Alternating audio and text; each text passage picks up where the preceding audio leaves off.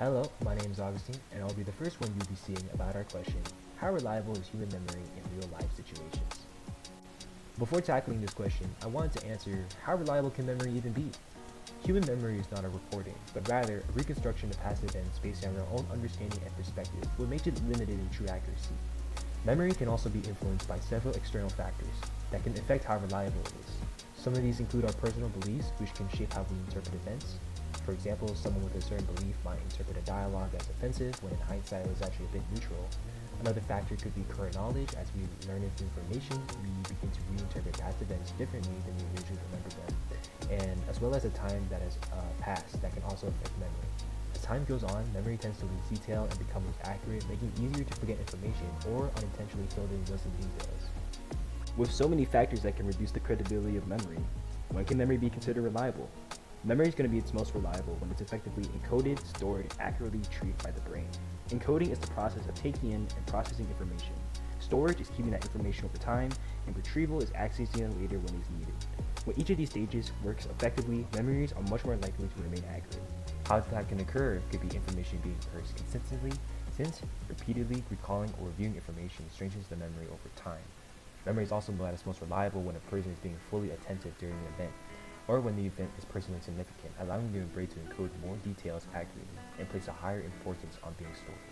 There's also the factor of time, since as more time passes, details naturally start to fade and become mixed with new experiences or information, making the memory less reliable, or forgotten altogether.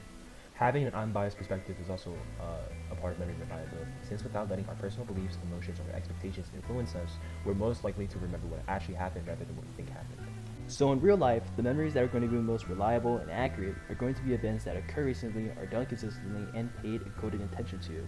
An example of that would be driving to work every day or throwing out the trash, things like that. And also important personal events like graduations and birthdays, since people being more attentive to it and allowing you to record more detail. But missing one of those factors can have minor or major discrepancies in the actual truth.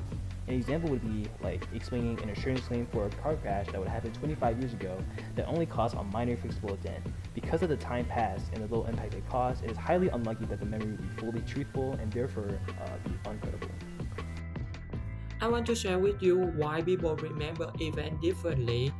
Memory is reconstructive, not reproductive, meaning people remember events differently because the brain do not store the memory like a camera. As a result, two people can experience the same event but remember it differently. Attention effect encoding is another reason, because people do not always pay attention to the same detail, so the information they focus on is more likely to be remembered.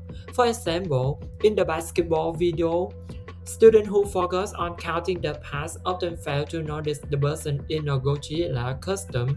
This shows that attention influences what we remember. Another reason is emotion influence memory. Strong emotion can make memory feel more vivid, but they do not always make them more accurate.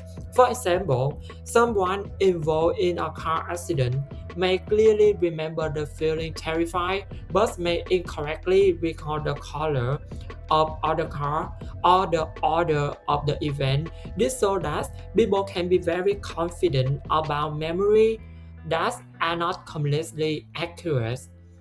Finally, memory retrieval can change over time. Each time we recall an event, it can be reconstructed. For example, fans who attend the same party may remember different details, and discussing the event later may influence its other memory. This shows that memory can change over time. Thank you for listening. Moving on, how do stress and emotion alter memory? Let's start with a quick refresher on the classic memory model. Information enters short-term memory through attention, and with rehearsal or encoding, it can be transferred into long-term memory. Under high stress or intense emotion, your amygdala hijacks your attention, which narrows your sensory register. Usually your short-term memory holds about 4 to 7 items for 15 to 30 seconds, but under stressful conditions, your memory capacity shrinks. Transferring information from short-term memory to long-term memory relies on the hippocampus.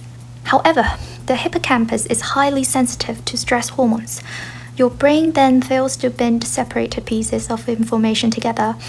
The memory is then encoded in a fragmented, sensory-heavy way. Your brain stores intense feelings and loud noises, but fails to record spatial layout or timeline. Study 1. Here is the procedure, but we are going to focus on the key findings. The enhancement effect shows that stressed participants without a cortisol spike actually showed improved recall of unpleasant pictures comparing to the control group. The cortisol link means that only 6 participants showed a significant cortisol spike from the stressor. This group showed reduced memory retrieval for both emotional and neutral pictures. Study 2, on the other hand, it shows that stress can also enhance memory. So what are the key findings? Stressed participants had better memory for central objects, less false recall, and reported more intrusive memory over the following days. So what are the conclusions on stress, emotion, and memory? Stressor type matters. This is because getting nervous before a presentation feels different from nearly crashing your car. Your brain treats them differently. One sharpens you, the other can freeze you. The second one says that effects are subtle. Stress doesn't ruin or boost memory for everyone the same way. It's small and easy to miss unless you're looking closely. Immersion's effect is inconsistent. This means that sometimes immersion makes you remember vividly. Other times it blurs things.